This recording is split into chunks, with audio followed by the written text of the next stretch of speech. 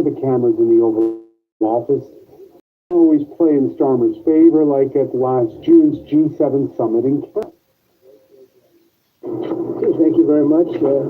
We all know the great Prime Minister of the UK, and we just signed a document. Sorry about that. A very important document. Jim Townsend, play political strategist for us. Should he have picked up those pieces of paper? Yes, because everyone needs to be polite to one another. I think that would have been a good move. But I think the days of flattery, they're over now in terms of how Europe, including the UK, has to deal with it. I think that's beginning to cause more problems than fix them. So hang on a second. So what you're saying is that yes. The images we saw in February of 25, a year ago, of Starmer handing the invitation to Trump, there was a lot of flattery in his remarks at the time. That was okay then, but not now. But not now. I think what's happened is flattery is going to be seen as weakness by Trump now, I think. I think that was useful in the first term up to a point.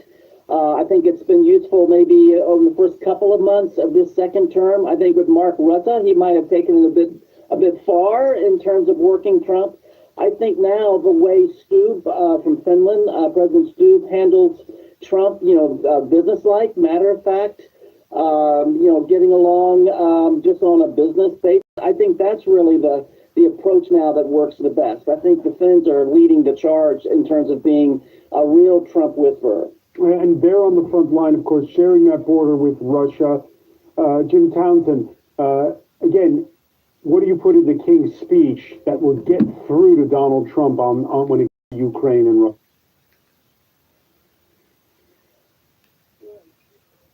It's a very interesting question. It's this idea of do you have anything like that in the King's speech at all? Does he really get into these hard questions in a public venue, particularly in front of the Congress, or do you stay above that? You talk about our shared values, etc.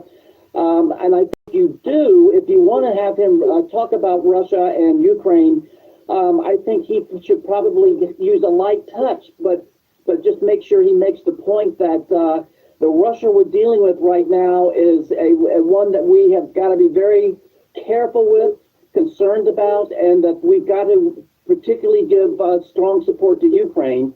If he can say that in a way that isn't pointing the finger at Trump, but I think that's an important point for him to make in a kingly fashion, where he talks about what is important for not just the UK and not just for Europe, but for the United States as well.